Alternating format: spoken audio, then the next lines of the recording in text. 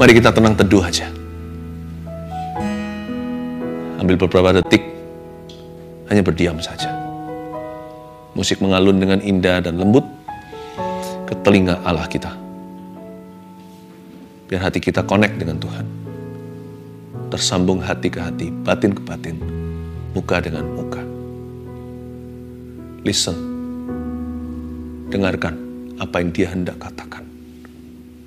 Listen to His voice. Dengarkan suaranya. You are beautiful, Jesus. Nyatakan jalan-Mu, Tuhan. Kami mau belajar sesuatu yang baru. Curahkan urapan yang baru. Hatiku tenang, teduh. Hai jiwaku, pujilah Tuhan. Tenanglah, diamlah, dan ketahuilah bahwa Tuhanlah Allah.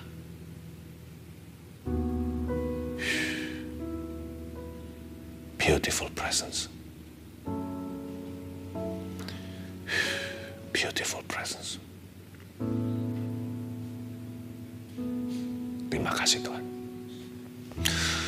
Curahkan urapan yang baru Tuhan, berikan kepada kami sebuah pengajaran yang lama dari firman yang sudah ada, tapi dengan semangat dan urapan yang baru.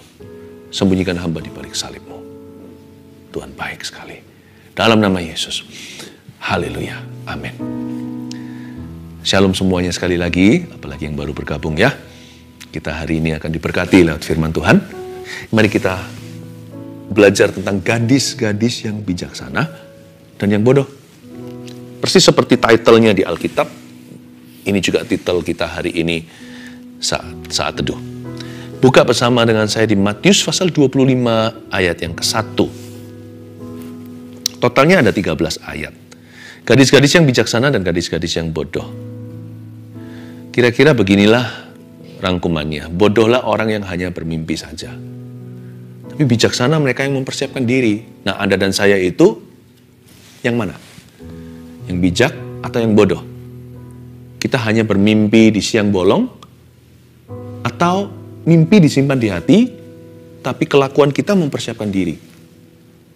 Mendingan saya daripada gembar-gembor beriman, mending saya persiapan. Dari persiapan saya orang bisa lihat kok iman saya seperti apa. Kalau saya jaga kekudusan karena saya tahu saya mau dipakainya. Kalau saya belajar sungguh-sungguh sebagai siswa atau mahasiswa, berarti orang ini menghargai masa depannya.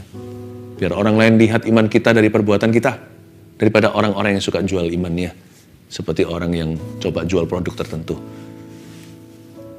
Kalau kita mempersiapkan diri, kitalah gadis yang bijaksana. Sebab gadis yang bodoh itu biasanya hanyalah orang yang ngomong doang. Apakah ada buah pada pohonmu? Lebih baik rimbun pohon itu rimbun buah daripada daun. Tunjukkan bukti bahwa Allah besertamu. Dan kalau Tuhan beserta sama kita, minta tanda. Minta tanda bukan supaya percaya, minta tanda penyertaannya. Saya selalu berdoa begini, Tuhan, karena Engkau berkenan di hidupku, beri aku tanda. Biarkan aku berbuah lebat. Jangan minta pembelaan, minta penyertaan. Selalu berkata begini, Tuhan Yesus, aku minta tanda-tanda bahwa Engkau ada di dalam hidupku. Biarkan hidupku itu mencerminkan Tuhan Yesus. Dan ada bukti-bukti hidup bahwa Allah ada di dalam saya. Gadis-gadis yang bijaksana. Pada waktu itu hal kerajaan sorga seumpama 10 gadis yang mengambil pelitanya dan pergi menyongsong mempelai laki-laki. 5 diantaranya bodoh dan 5 bijaksana. Berhenti di sana. Jadi ini sebuah perumpamaan ya, ini bukan kejadian sungguhan, tapi perumpamaan tentang kejadian-kejadian sehari-hari yang sungguhan terjadi dalam kehidupan kita. Hal kerajaan sorga seumpama 10 gadis, ada 10 orang di sini. Mereka semua bawa lampu, itu pelita, bahasa zaman dulu. Dan mereka pergi menyongsong mempelai laki-laki sini lambang Tuhan Yesus. Mempelai wanita melambangkan gereja, tapi juga individu-individu, yaitu setiap anak-anak Tuhan, atau setiap insan manusia. Kalau kita lihat ayat 2, ada bilangannya atau jumlahnya, 5 diantaranya bodoh dan 5 bijaksana. Cukup fair sih. Kiri 5, kanan 5. Seperti pertandingan gitu, seperti tarik tambang. Imbang. Jadi di mana bijaksana tumbuh, kebodohan juga tumbuh di situ. Tergantung Anda lihat Anda dan saya itu tertarik lihat yang bodoh atau yang bijaksana. Ya. Jadi jangan pernah berkata, susah, karena semua orang gitu. Enggak sih. Semua orang rusak, masa saya enggak? Enggak sih. Ada orang yang benar di luar sana. Nggak usah dihitung lah jumlah tepatnya berapa. Kemungkinan besar yang orang benar tidak seimbang. Orang benar lebih sedikit.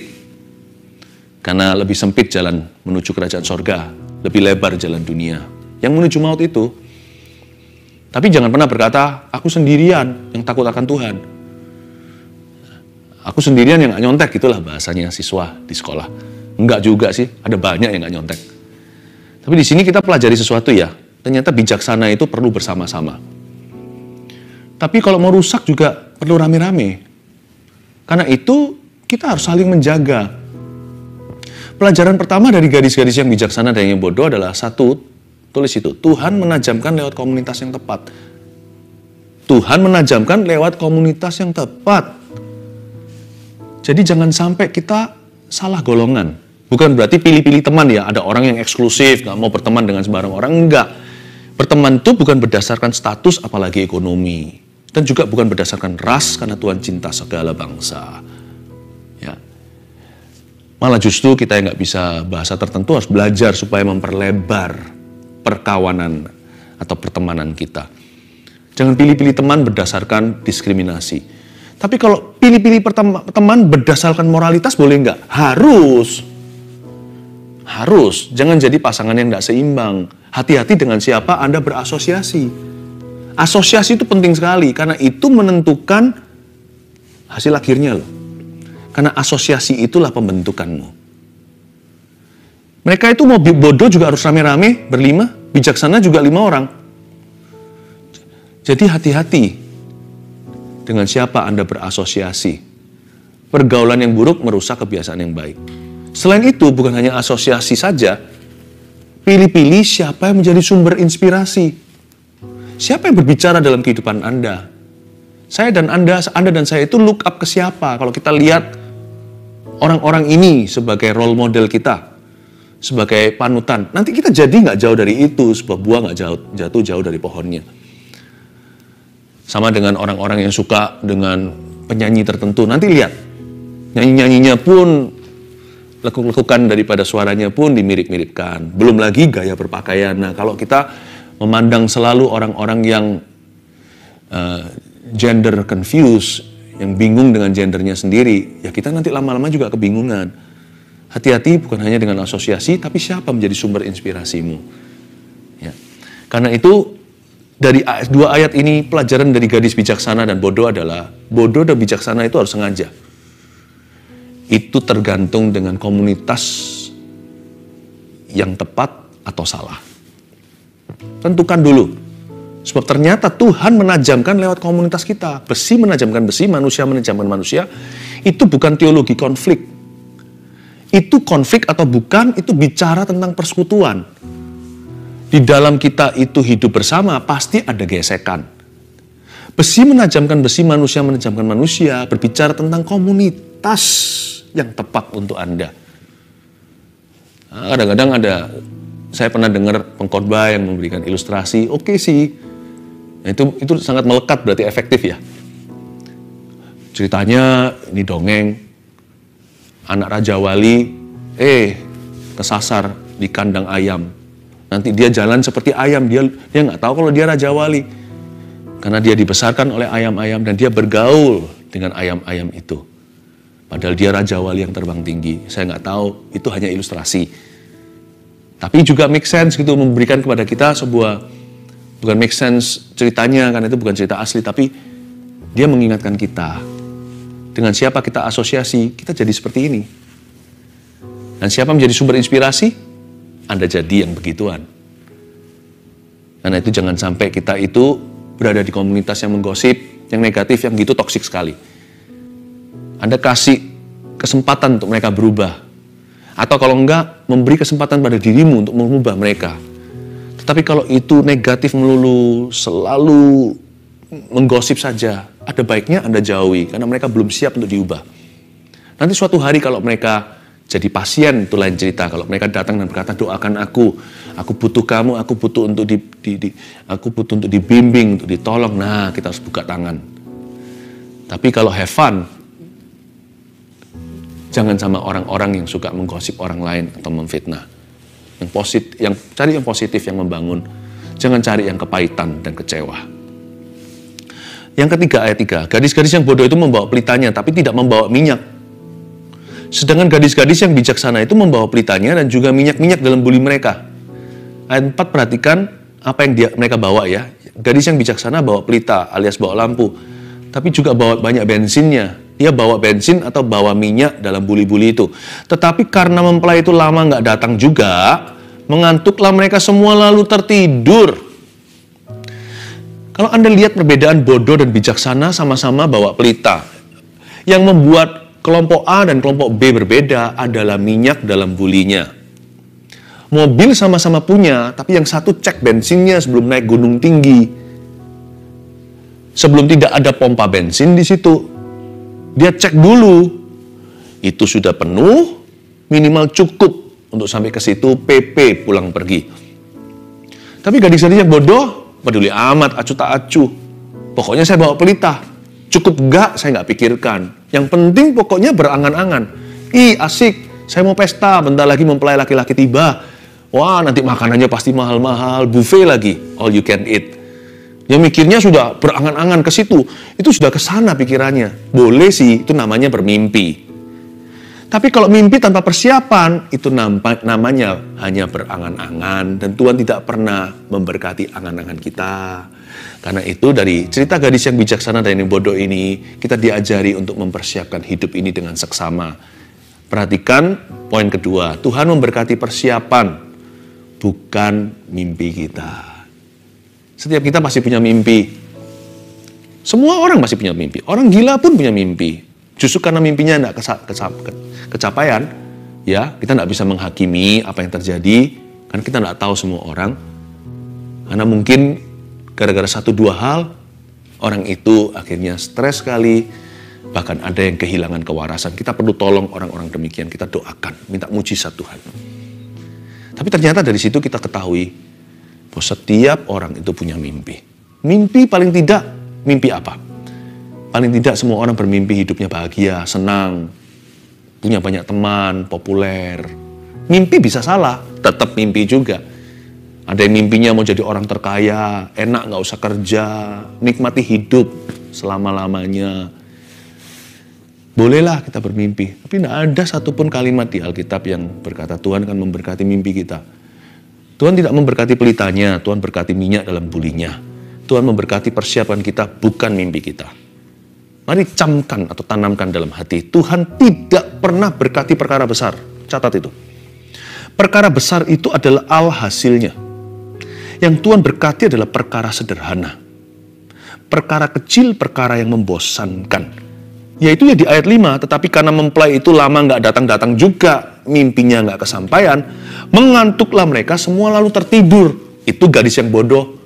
Gadis yang bodoh juga sama, tapi bedanya gadis yang bijaksana itu sudah punya persiapan, jadi tidur mereka sah. Tapi kalau gadis bodoh itu terlelap, itu bolos kerja. Orang yang mempersiapkan hidupnya, mempersiapkan dirinya dengan tanggung jawab di hadapan Tuhan, dikasih 1 talenta, dikerjakan, tidak ditanam di bawah tanah. 2 juga dikerjakan, apalagi yang 5 itu rajin sekali. Orang yang diberikan Tuhan kepercayaan, lalu dia kelola. Kalau dia tidur, itu namanya beristirahat atau sabat. Itu selah.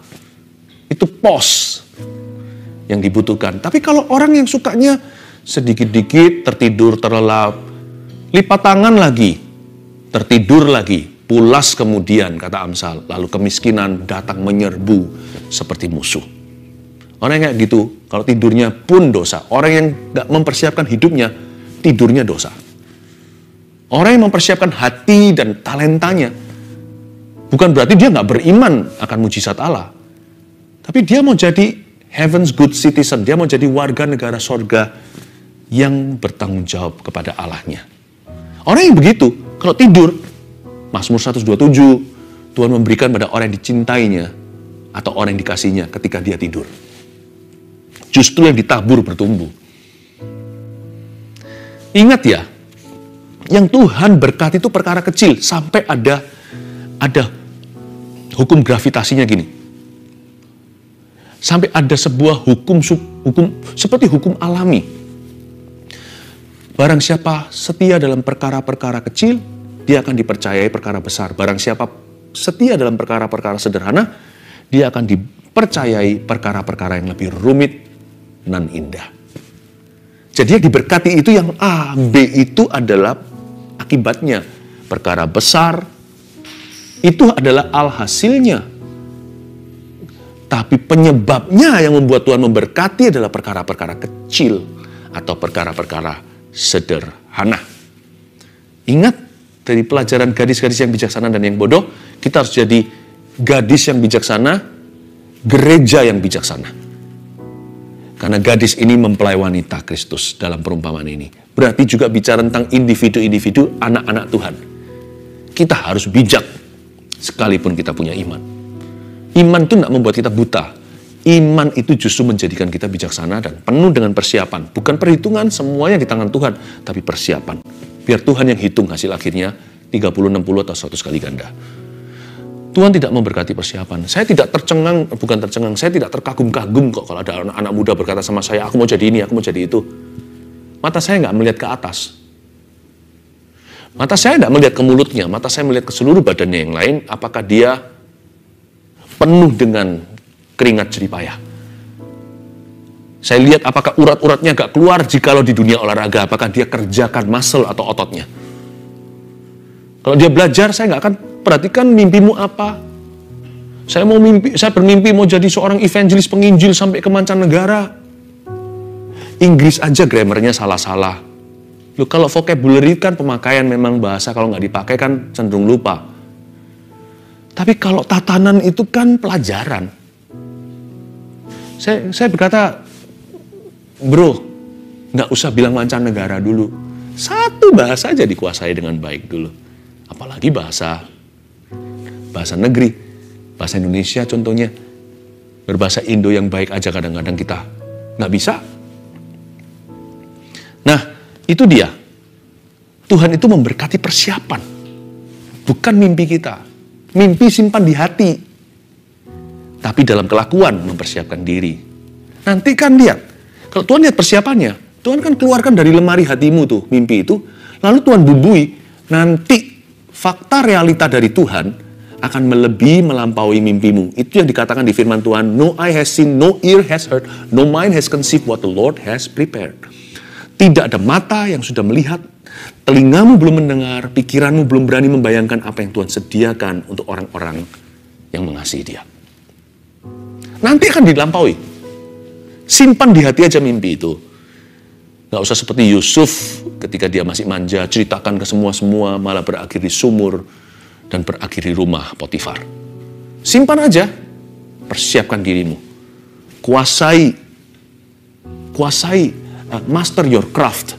Dalam bahasa Inggrisnya, bahasa Indonesianya ya kuasai ilmu, pengetahuan yang baik yang ada di sekelilingmu yang menjadi tanggung jawabmu. Kalau dalam pekerjaan juga sama. Gak usah bermimpi punya uang berapa.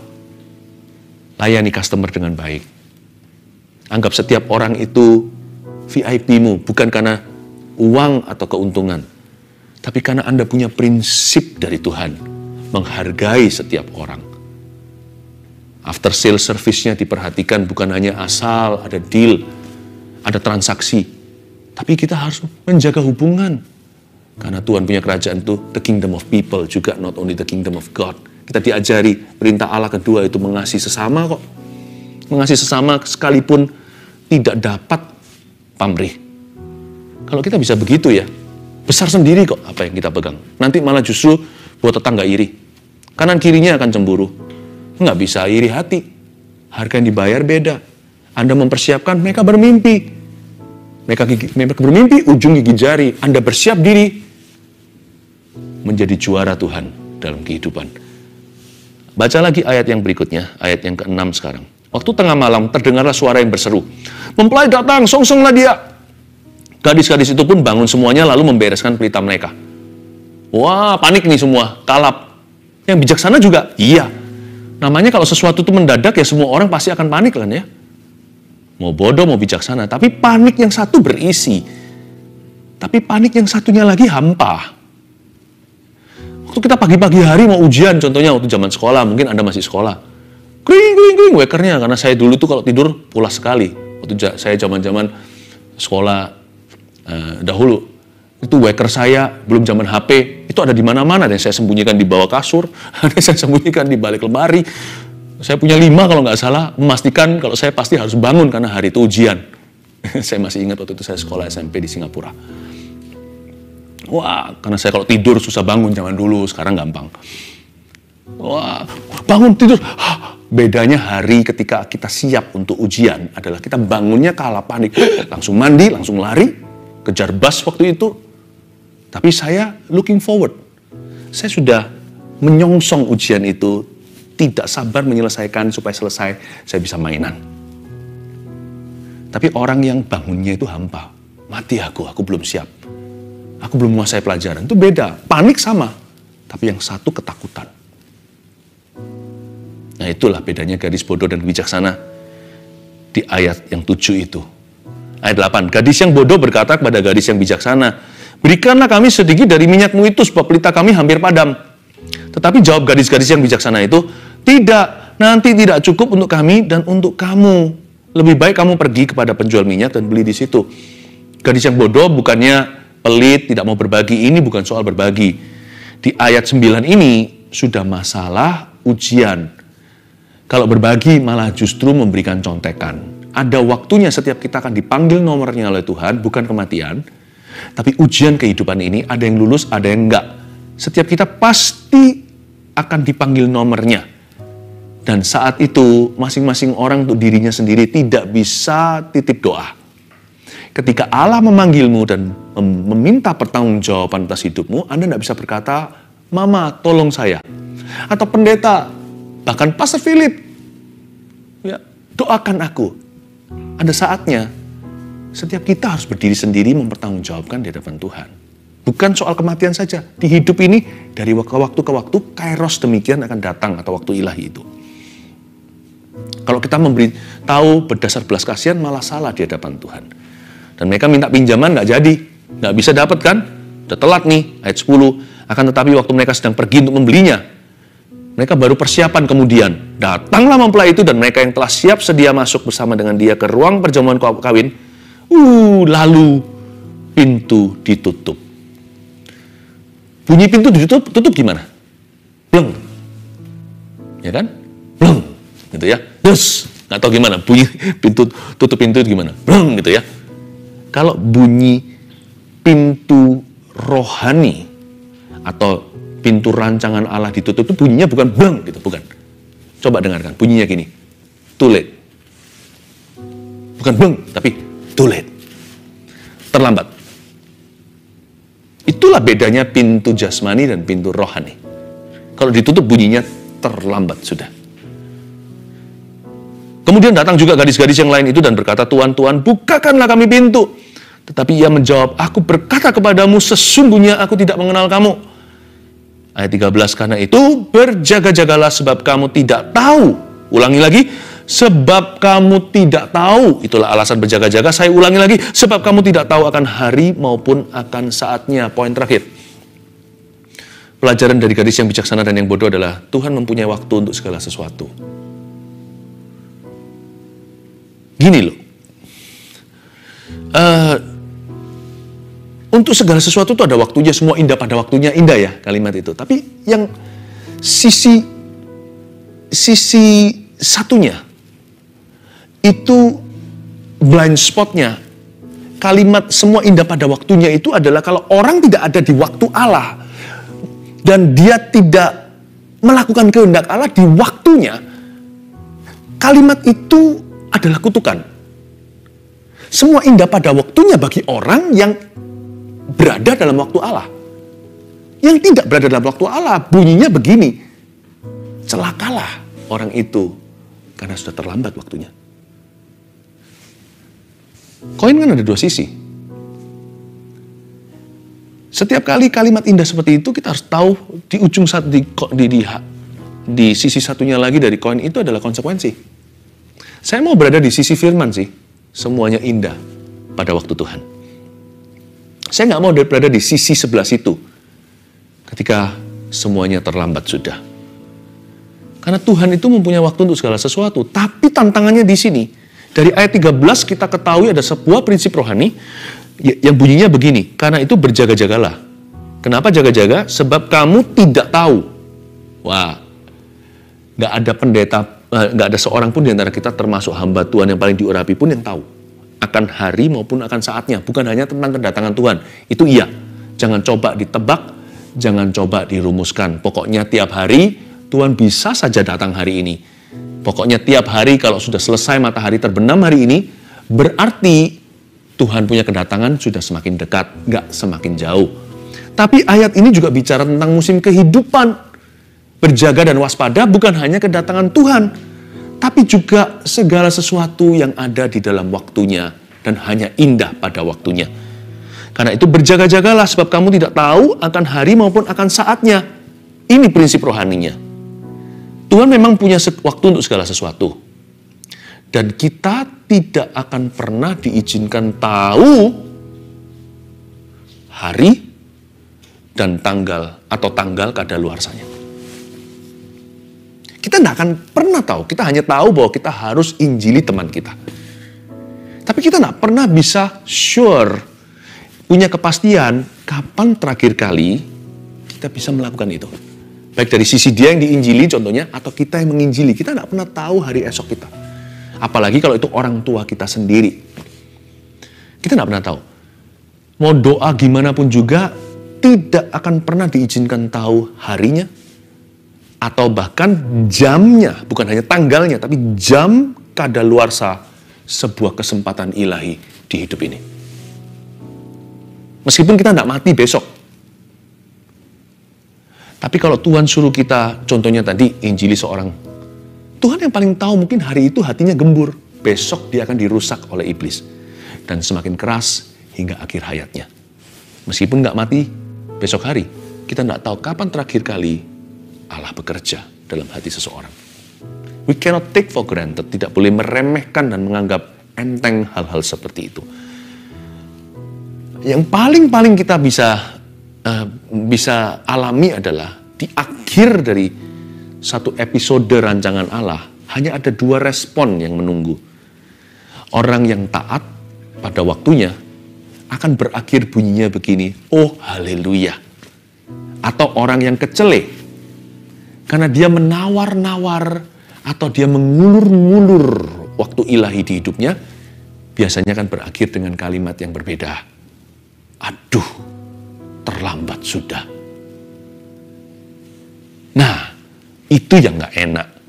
Dan kita harus hargai Tuhan punya waktu loh untuk segala sesuatu.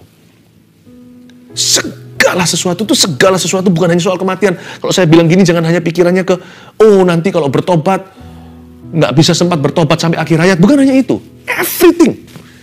Dalam pekerjaan, dalam hubungan, segala sesuatu. Contoh ya, kita ngobrol sama orang nih. Waktu kita ngobrol tentang sesuatu, kita mau ngomong sesuatu yang sifatnya melucu, kita tahu itu pasti membuat semua orang tertawa terbahak-bahak. Terlambat 10 detik aja, tiba-tiba ada orang yang ajak ngomong. Lalu setelah itu Anda ucapkan lagi, nggak selucu tadi. Atau bahkan nggak lucu sama sekali, karena momentumnya sudah lewat. Momennya sudah pas. Anda mau bilang I'm sorry aja sama orang, hari ini sama besok aja udah beda. Orang tertangkap basah salah, sekarang bilang minta maaf, sama 2 jam lagi, sudah beda respon dan reaksi. Orang berkata, iya kamu minta maaf, karena kamu jerah. Kalau tadi 2 jam yang lalu kamu ngaku. Udah beda, bilang I love you aja beda. I love you now dan I love you later. Itu akan berbeda. Momen itu bisa pas. Jangankan tentang kehidupan, percakapan. Pernah nggak ada orang yang ngobrol-ngobrol gitu, terlalu memaksakan kembali. Tadi memang kita lagi diskusi soal ini. Tapi udah lewat. Ada pembicaraan baru masuk, tiba-tiba interupsi, lalu kita masih ngomong tentang itu lagi. Karena kita penasaran, nggak enak nih. Bisa-bisa saya disalah ngerti. Tadi mereka melontarkan suatu isu, dan itu berkenaan dengan aku, dan aku belum menjelaskan diri. Lalu setelah itu ngobrol hal yang lain, pembicaraan bergulir belum lama sih. Baru ketambahan interupsi satu pembicaraan yang lain, lalu kita ngomong itu lagi, semua orang akan memandang Anda dengan pandangan aneh. Kok masih ngomong itu sih? Tapi nggak selesai di dirimu sendiri. Karena Anda terlambat 2 detik, Anda tidak sempat menjawab, itu sudah lewat. Percakapan aja ada waktunya. Apalagi perbuatan, apalagi kehidupan, apalagi kematian. Tuhan punya segala waktu untuk segala sesuatu. Dan gadis-gadis bodoh ini cerah sekali tapi percuma. Dia berkata, aduh, andai kata tadi itu masih ada setengah jam, aku berbuat sesuatu. Sekarang kan aku tidak berakhir di luar, di mana ada kertakan gigi, dan aku merengek-rengek minta dibukakan pintu. Tadi loh, dia nice sekali. Sekarang kok aku nggak diterima.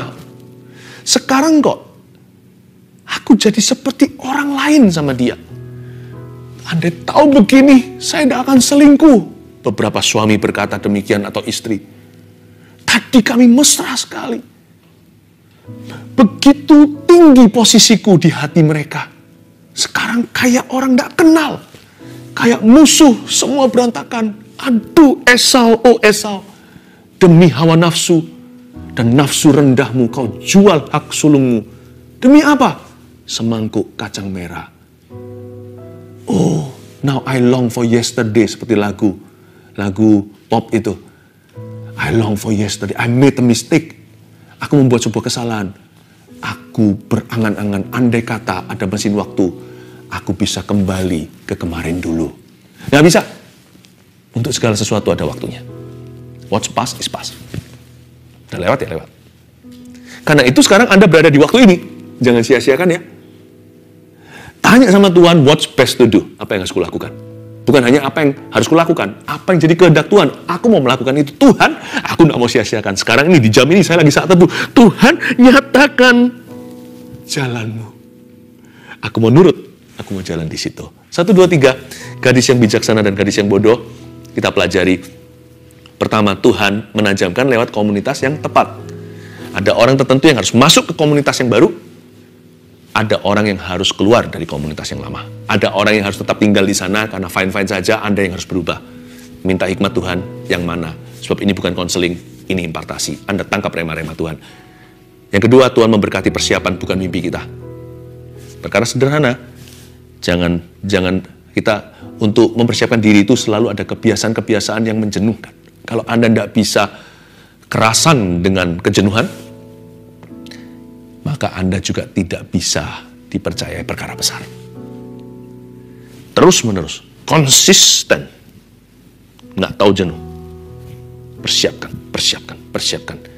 Seperti roda, rutinitas itu momok bagi banyak orang. Siapa bilang rutin is good? Kalau rutinitas itu adalah sesuatu yang baik. Lalu yang terakhir, Tuhan mempunyai waktu untuk segala sesuatu. Hargai waktumu hari ini dan saat ini juga. Haleluya.